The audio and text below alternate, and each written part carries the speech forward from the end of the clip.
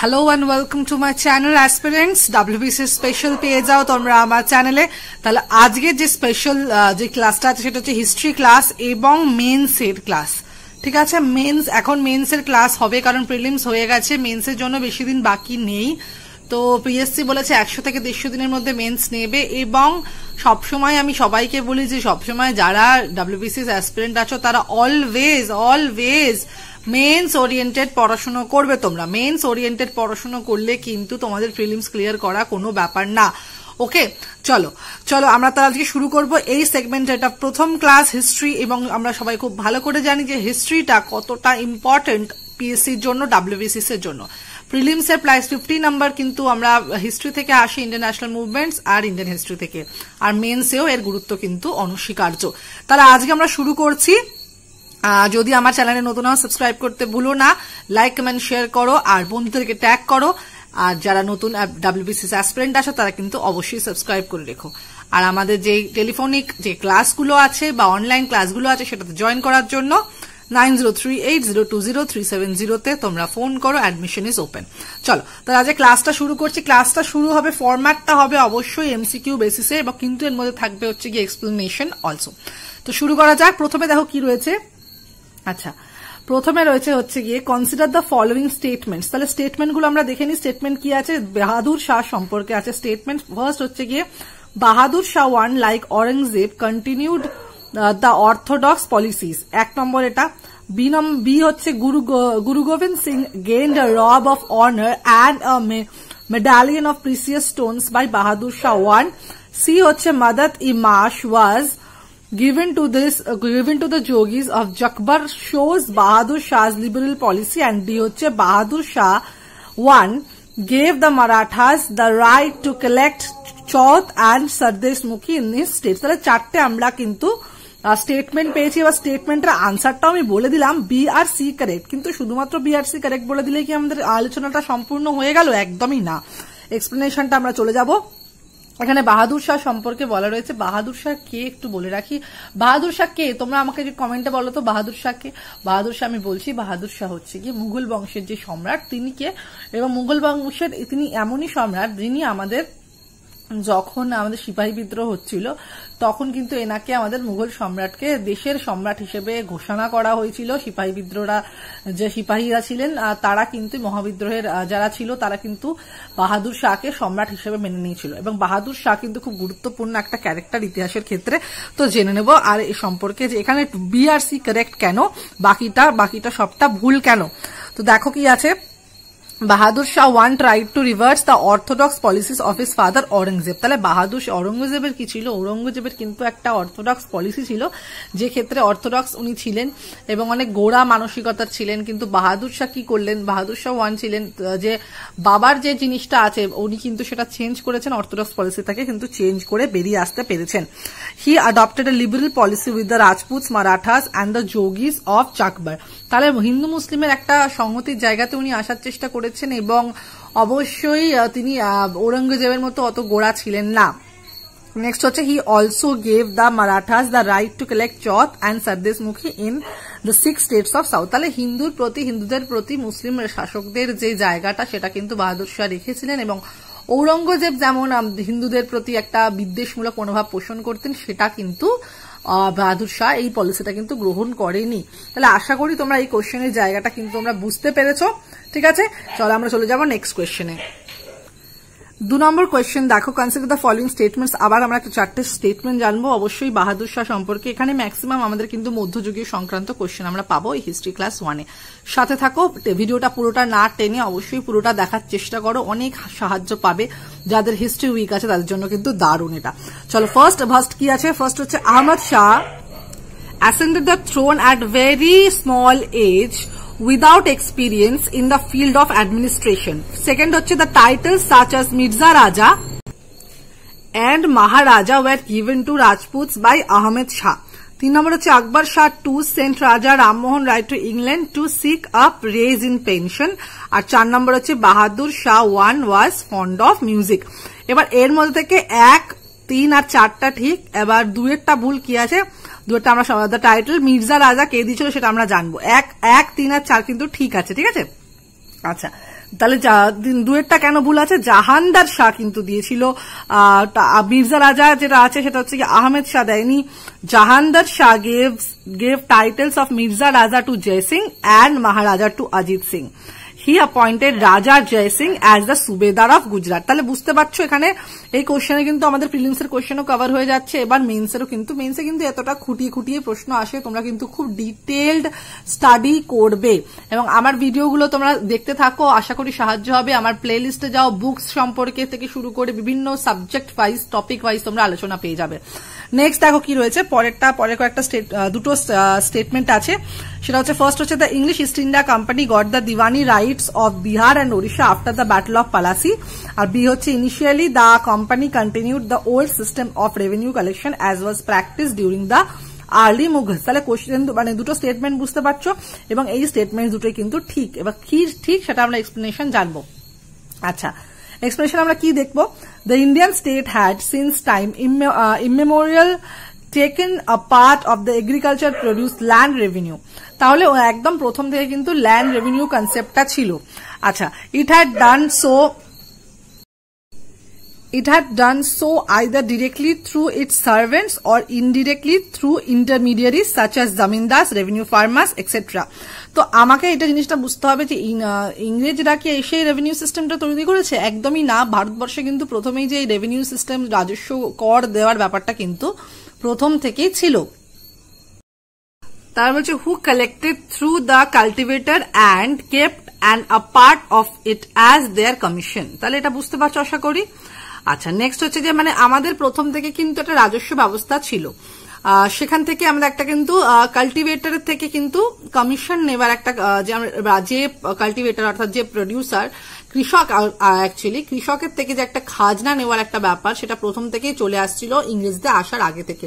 তো সেই লিগেসিটাকে ইংরেজরা নিজেদের মতো করে তৈরি করে কর ব্যবস্থাটাকে সাজিয়েছিল। আচ্ছা, পরেরটা কি দেখছি, এক্সপ্লেনেশনে আমরা যাচ্ছি। The east India company acquired the Deewani or control over the revenue of Bengal, Bihar and Odisha in 1765। তাহলে তারা যে রেভিনিউ কালেকশনের যে জায়গাটা অর্থাৎ রাজস্ব আদায়ের ব্যবস্থাটা 1765 খ্রিস্টাব্দে বাংলা, বিহার, উড়িষ্যার দেওয়ানি তারা লাভ করে। দেওয়ানি অর্থাৎ এই রাজস্ব আদায়ের যে অধিকারটা। আচ্ছা, hence statement A is correct. তাহলে প্রথমে যে স্টেটমেন্টটা আমরা এ পড়লাম সেটা কারেক্ট। তারপরটা কি, ইনিশিয়ালি ইট অর্থাৎ east India company made an attempt to continue the old system of revenue collection. তো প্রথমে কি করেছিল, প্রথম ইস্ট ইন্ডিয়া কোম্পানি যে দেওয়ানি লাভটা করেছিল সেক্ষেত্রেও কিন্তু তারা যে পুরনো যে রেভিনিউ কালেকশনের সিস্টেম ছিল সেটা কিন্তু তারা জারি রেখেছিলেন। আচ্ছা, তারপরে কি, দ্য রেভিনিউ সিস্টেম, তারপরে বলছে যে of revenue collection and the revenue increased also but later it change into different forms. অর্থাৎ রেভিনিউ কিন্তু বেড়ে গেছিল, সেম রেখেছিল কিন্তু তার ট্যাক্সের জায়গাটা বেড়ে গেছিল, কিন্তু তার পরবর্তীকালে কিছু ডিফারেন্ট ফর্মসের আমদানি করেন ব্রিটিশরা। Hence statement B is correct. এবার কি কি ডিফারেন্ট ফর্মস ছিল, যেমন রায়তবাড়ি ব্যবস্থা, মহলবাড়ি ব্যবস্থা, চিরস্থায়ী বন্দোবস্ত, এগুলো। ঠিক আছে, চলো পরেরটা কি, পরেরটা হচ্ছে during which Mughal ruler Sayyid brothers raised as the strongest nobles of the time. তাহলে কে কে অপশন আছে, option A Jahandar Shah, option B Bahadur Shah, option C Farrukh Siyar, option D none of them. তাহলে এর তিনজনের মধ্যে Farrukh Siyar is the answer. এবার এক্সপ্লেনেশনে আমরা জানবো যে কেন তিনি ফারুক শিয়ার আনসার ছিল। ওকে, নেক্সট দেখো এক্সপ্লেনেশনে কি আছে। The inglorious reign of Jahandar Shah came to an early end in January 1713 when he was defeated at Agra by Faruk Shir, his nephew. তাহলে কি এখানে জাহানদার শাহ যে অপশনটা ছিল সেখান থেকে আমরা এক্সপ্লেন করে জানলাম যে জাহানদার শাহ খুব একটা ভালো মানে গ্লোরিয়াস কিং ছিলেন না এবং তাকে রিপ্লেস করেছে কে, তার নেফিউ ফারুক শিয়ার, তাকে হারিয়ে। কত সালে, 1717 সালে। এরপরে হচ্ছে ফারুক শিয়ার আসলো। Farrukh Siyar owed his victory to the Sayyid brothers. Farrukh Siyar কিন্তু একা সেটা জেতেনি, কিন্তু তার সাথে ফারুক শিয়ার তিনি সৈয়দ ব্রাদার্স এর সাহায্য নিয়েছিল। আবদুল্লাহ, কারা কারা ছিলেন, আবদুল্লাহ খান অ্যান্ড হুসেন আলী খান বারাও, who were therefore given the offices of wazir and Mir Bakhshi respectively। অর্থাৎ ফারুক শিয়ার কাদের সাহায্যে জাহানদার শাহকে হারিয়েছিল সেটা হচ্ছে কি সৈয়দ ব্রাদার্স। সৈয়দ ব্রাদার্স কারা ছিল, আবদুল্লাহ খান আর হুসেন আলী খান বারাও। তো এবার তাদেরকে এবার পরবর্তীকালে ওয়াজির এবং মীর বাক্সি হিসেবে কিন্তু অ্যাপয়েন্ট করা হয়। নেক্সট হচ্ছে কি the two brothers soon acquired dominant control over the affairs of the state, অর্থাৎ তাদের ক্ষমতা বলে তারা কিন্তু একটা ভালো জায়গা করে নিয়েছিল। পরেরটা হচ্ছে কি Farrukh Siyar lack the capacity to rule, অর্থাৎ তাদের জায়গায় ফারুক শিয়ার শুধুমাত্র নাম মাত্রই শাসকই ছিল, তাদেরকে চালনা প্রকৃতভাবে কিন্তু চালনা করতো তারা সাম্রাজ্য হচ্ছে গিয়ে সঈদ ব্রাদার্স। ওকে, আচ্ছা। He was coward, cruel and dependable and faithless. Moreover, he allowed himself to be influenced by worthless favorite and flatterers. তাহলে এই জায়গাটা আমরা বুঝতে পারছি যে এখানে অপশন সি কিন্তু রাইট, কিন্তু ফারুক শিয়ার সঈদ ব্রাদার্সের জন্যই জাহানদার শাহকে হারাতে পেরেছিল। তাহলে এখানে একটা ইনফরমেশন তোমরা জানতে পেরে গেলে এবং সাল তারিখও তোমরা জানতে পেরে গেলে। পরের প্রশ্ন 5 নম্বরটা দেখো কি আছে, consider the following statements regarding the administration of Mughals during the rain of Bahadur Shah son of Aurangzeb. তাহলে এখানে আমরা কিন্তু মুঘল পিরিয়ডটাই কভার করছি, পুরোটাই মেন্স ওরিয়েন্টেড। চলো কি আছে স্টেটমেন্ট আমরা দেখবো। এগুলো কিন্তু প্রিভিয়াস ইয়ার কোশ্চেন পেপার থেকে নেওয়া, ইউপিএসসি থেকে শুরু করে ডাব্লিউবিসিএস যা যা ইম্পর্টেন্ট জায়গাগুলো আছে সেটা কিন্তু সেখান থেকেই নেওয়া। চলো, আচ্ছা, ফার্স্ট হচ্ছে কি আছে, he adopted a more tolerant attitude towards the Hindu chiefs and Rajas. কে এটা কার কথা বলা হচ্ছে? এটা বলা হচ্ছে বাহাদুর শাহের কথা। আচ্ছা, বলা হচ্ছে তারপরে কি আছে, as a result of heavy taxes from peasants the state finance experience sudden increase during his administration. তাহলে এই পরেরটা কিন্তু ভুল এবং প্রথমেরটা শুধুমাত্র এ অপশনটাই কারেক্ট। এবার এক্সপ্লেনেশন আমরা চলে যাই, কি আছে অরঙ্গজেব, বাহাদুর শাহ, এগুলো সম্পর্কে আমরা একটু জেনে নিই। After Aurangzeb's death his 65-year-old son Bahadur Shah emerged victorious. তাহলে ঔরঙ্গজেবের মৃত্যুর পর 65 বছর বয়সী বাহাদুর শাহ কিন্তু তার জায়গা নেন। He was learned and dignified and there was evidence of the reversal of some of the narrow-minded policies and measures adopted by Aurangzeb. তাহলে তিনি 65 বছর বয়সে নিজের সিংহাসন আরোহণ করলেও তার জায়গাটা এতটাই তিনি ডিগনিফাইড ছিলেন, ম্যাচিওর ছিলেন, তাই জন্য যে ন্যারো মাইন্ডেড থিঙ্কিং গুলো ছিল, গোড়া পলিসি গুলো ছিল ঔরঙ্গজেবের, সেটা কিন্তু তিনি রিপ্লেস করে দেন। He adopted more tolerant attitude towards the Hindu chiefs and Raja. Bahadur Shah ছিলেন ঔরঙ্গজেবের পরবর্তীকালী রাজা এবং তিনি হিন্দুদের প্রতি, হিন্দু রাজাদের প্রতি কিন্তু, হিন্দু চিফদের প্রতি কিন্তু একটা সুন্দর একটা নীতি গ্রহণ করেন এবং সেখানে কিন্তু কোনো বৈষম্যর জায়গা তিনি রাখেন না। পরেরটা হচ্ছে there was no destruction of temples in the reign, very important one, কারণ বাহাদুর শাহর সময় কিন্তু মুঘল সাম্রাজ্যে প্রচুর হিন্দুদের ইয়ে করা হয়েছে। ঔরঙ্গজেব হিন্দুদেরকে একদমই পছন্দ করতেন না এবং শিখ গুরুদের তিনি মেরেছেন। তো এরকমই পরবর্তীকালে তিনি মুসলিম সম্প্রদায়কে এগিয়ে নেওয়া যাওয়ার জন্য খুবই গোড়ামি করেছিলেন ঔরঙ্গজেব, কিন্তু পরবর্তী রাজা যে আছে বাহাদুর শাহ, তার ক্ষেত্রে কিন্তু একদমই উল্টো ছিল ব্যাপারটা এবং তিনি কিন্তু হিন্দুদের প্রতি একেবারে সহমর্মিতা দেখিয়েছেন এবং কোনো তার আমলে কিন্তু কোনো মন্দিরকে কিন্তু ধ্বংস করা হয়নি। ঠিক আছে, আচ্ছা, আর এরপরে আমরা জানবো কি, but later there was determination in the field of administration in Bahadur Shah's reign। কিন্তু পরবর্তীকালে কি হয়, অ্যাডমিনিস্ট্রেশন ক্ষেত্রে কিন্তু কিছু চেঞ্জেস আসে বাহাদুর শাহর সময়। The position of state finances worsened and as a result of his reckless grants of Jagir and promotions during his reign, the remnants of the royal treasure amounting in 1707 to some 13 crore of rupees were exhausted। তিনি হিন্দুদের ক্ষেত্রে, এখানে কি বলা হচ্ছে যে তিনি হিন্দুদের ক্ষেত্রে সহমর্মিতা দেখালেও কিন্তু পরবর্তীকালে বাহাদুর শাহর সময় কি হয়, পরবর্তীকালে বাহাদুর শাহর সময় কিন্তু অ্যাডমিনিস্ট্রেটিভ ব্যাপারে, ফিনান্সিয়াল ব্যাপারে কিন্তু সেই জায়গাটা কিন্তু নষ্ট হয়ে যায় এবং এই টাইম আমরা বুঝতেই পারছি যে তাহলে তিনি যদিও হিন্দুদের ক্ষেত্রে সহমর্মিতা দেখিয়েছেন এবং কোনো মন্দির ধ্বংস করেননি, কিন্তু অ্যাডমিনিস্ট্রেটিভের দিকে কিন্তু তার একটা ফেলিয়ার ছিল এবং অবশ্যই ফিনান্সিয়াল দিক থেকে কিন্তু একটা ফেলিয়ার বাহাদুর শাহর সময় ছিল। পরেরটায় চলে যাবো আমরা 6 নম্বর প্রশ্ন। আমরা এখানে টোটাল 10টা প্রত্যেকটা ক্লাসে কভার করব, খুব ইম্পর্টেন্ট এক্সপ্লেনেশন সমেত। চলো, কি কোয়েশ্চেন আছে, in the first half of the 18th century what did the terms chauth and sardeshmukhi imply. তাহলে চৌথ আর সর্দেশমুখী মানে কি, অর্থাৎ তখন 18th centuryতে এই শব্দ দুটোর মানে কি ছিল। এখানে বলা হচ্ছে option A kind of tax revenue, B village headman, C finance officer, D হচ্ছে কোর্ট পোয়েটস। তাহলে আনসার হচ্ছে কি অপশন এ, আনসার হচ্ছে অপশন এ। এবার তার আমরা এক্সপ্লেনেশন জানবো কি ব্যাপারটা।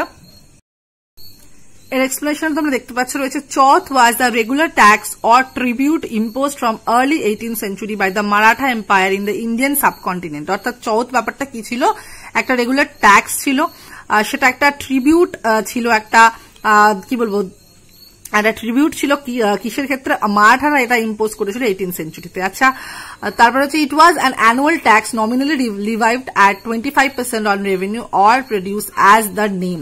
তাহলে কি হয়েছে যে 25% কিন্তু চথে মানে বুঝতে পারছি আমরা যে 25% অর্থাৎ 1/4 যে রেভিনিউ আছে সেটা কিন্তু কালেক্ট করা হতো। আচ্ছা, এটা একটা অ্যানুয়াল ট্যাক্স ছিল অর্থাৎ বছরে একবার।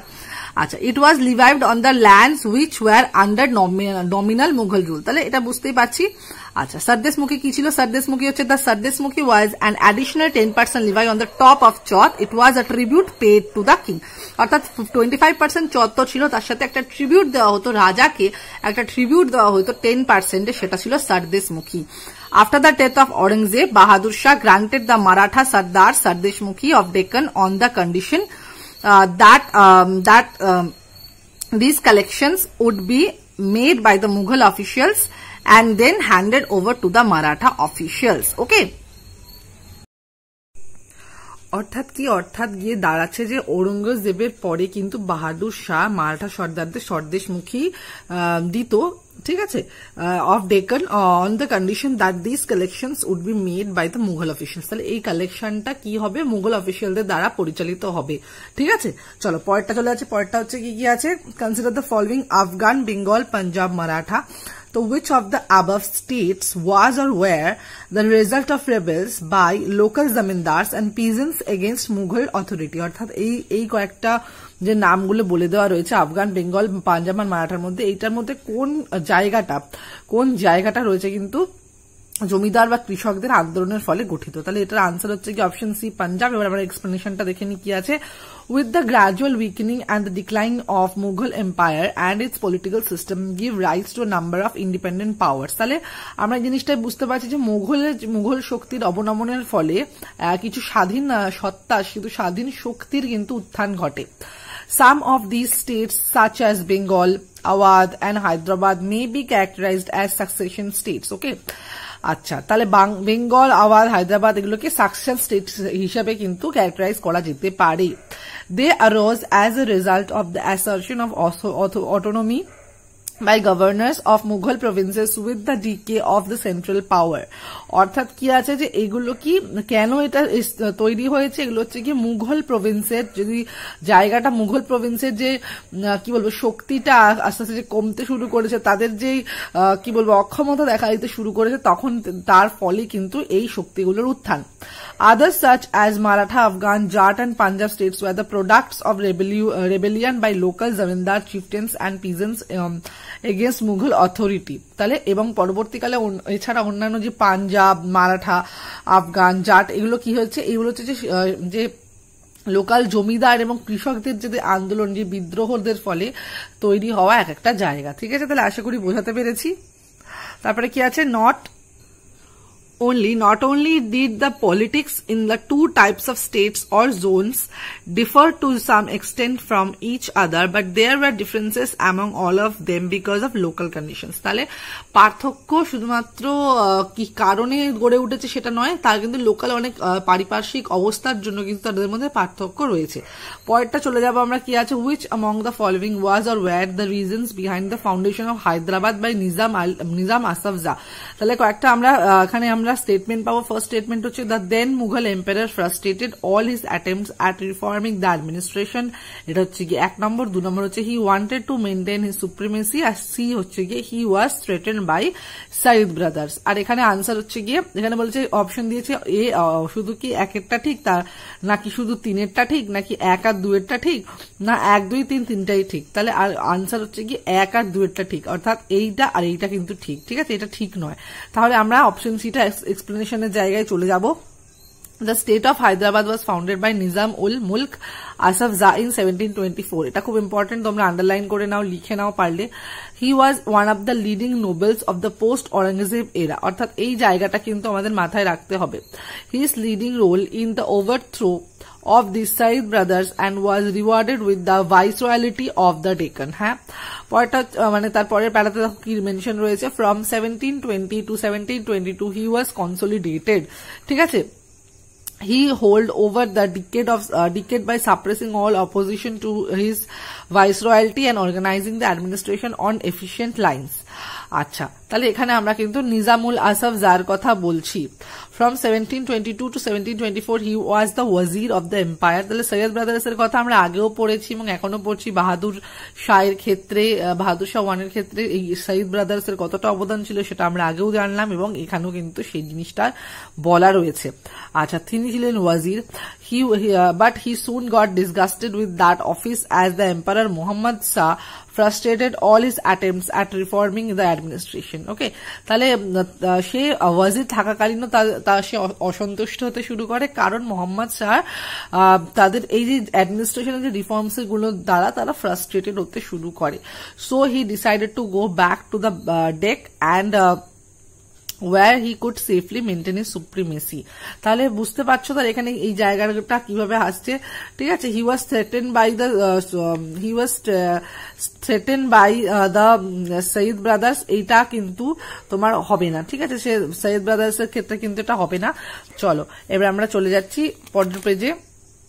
আচ্ছা, তাহলে here he laid the foundations of the Hyderabad state which he ruled with a strong hand।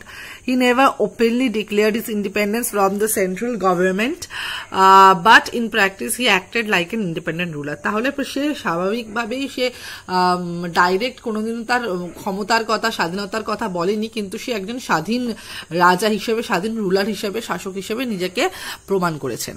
9 নম্বর চলে যাব, কি আছে, with reference to the history of early 18th century what does the term মুখ প্রাহান ইমপ্লাই। এগুলো কিন্তু মেন্সের জন্য খুব ইম্পর্টেন্ট, কারণ এগুলো খুঁটিয়ে তোমাদের প্রশ্ন এরকম আসে যেগুলো আমাদের কিন্তু জানতে গেলে এই এক্সপ্লেনেশন গুলো খুব ভালো করে পড়তে হবে। আচ্ছা, অপশন দেখো, ফিনান্স মিনিস্টার। মুখ প্রাহান কাকে বলা হতো 18th সেঞ্চুরিতে? ফাইন্যান্স মিনিস্টারকে, চিফ মিনিস্টারকে, দারোগাকে না কোর্ট পোয়েটকে? আনসার হচ্ছে অপশন বি, চিফ মিনিস্টারকে বলা হতো। এবার ব্যাপারটা আমরা একটু বুঝে নিই। আচ্ছা, এটা সম্পর্কে আমরা একটু জানবো যে 18th সেঞ্চুরিতে মুখ প্রাহান কে ছিলেন, সেরকম ব্যাপারটা আমরা দেখে নেব। Balaji Vishwanath, a Brahmin, started life as a petty revenue official and then read step by step. তাহলে বালাজি বিশ্বনাথ কে ছিলেন? তিনি একজন ব্রাহ্মণ ছিলেন যিনি একজন রেভিনিউ অফিসিয়াল হিসেবে নিজের ক্যারিয়ার শুরু করেন এবং তারপরে তিনি উত্তরণের জায়গায় পৌঁছান। He rendered Shahu's loyal and useful service in suppressing his enemies. তাহলে শাহুর লয়ালিটি তিনি গেইন করেন বালাজি বিশ্বনাথ এবং তাদের শত্রু দমনের ক্ষেত্রে তাকে সাহায্য করেন। He excelled Maratha sardars and Sahu's cause. In 1713 Sahu made him his Peshwa or the mukh pradhan. অর্থাৎ বালাজি বিশ্বনাথকে শাহু 1713 সালে মুখ প্রাহান বা সিএম, যেটা আমরা আনসার জানলাম, সিএম করে দেন। ঠিক আছে, তাহলে আশা করি বুঝতে পেরেছো। এবার আমরা লাস্ট কোশ্চেনে চলে যাব। তোমরা আমাকে অবশ্যই কমেন্টে জানাও যে তোমরা এই ধরনের সেগমেন্ট এভাবেই চাও কিনা, নাকি কোনো টপিক ওয়াইজ আলোচনা চাও, আমাকে অবশ্যই কমেন্ট বক্সে জানাও। আচ্ছা, consider the following places of 16th century. জায়গাগুলোর নাম কি কি আছে? কোচি, গোয়া, দিওয়ান দামান, মাসুলিপত্তনম। তাহলে উইচ অফ দ্য আবার places of the Portuguese establish their state settlements at. তাহলে কোথায় কোথায় কিন্তু পর্তুগিজরা তাদের সেটেলমেন্ট তৈরি করেছিল, জায়গা ঘাঁটি তৈরি করেছিল, সেটা কোথায় কোথায় আছে? আনসার হচ্ছে কি অপশন সি, অর্থাৎ 1, 2 and 3 অনলি। 1, 2 and 3 only. মাসুলিপত্তনমে করেনি, কোচি, গোয়া আর দিউ দামানে করেছে। এবার আমরা এক্সপ্লেনেশনটা একটু দেখে নেবো কি আছে। In the 16th century, European merchants and soldiers also began the long process of first penetrating and then subjecting Asian hands to their control. তাহলে 16th সেঞ্চুরি আছে, সেখানে ইউরোপিয়ান মার্চেন্টসরা কিন্তু ধীরে ধীরে এশিয়ান ল্যান্ডসের প্রতি কন্ট্রোল করা শুরু করেছিল। Portugal had a monopoly of the highly profitable eastern trade for nearly a century. তাহলে পর্তুগিজরা ছিল কিন্তু একটা হাইলি প্রফিটেবল ইস্টার্ন ট্রেডের জায়গা একদম এক শতাব্দী ধরে। ঠিক আছে, ইন ইন্ডিয়া দে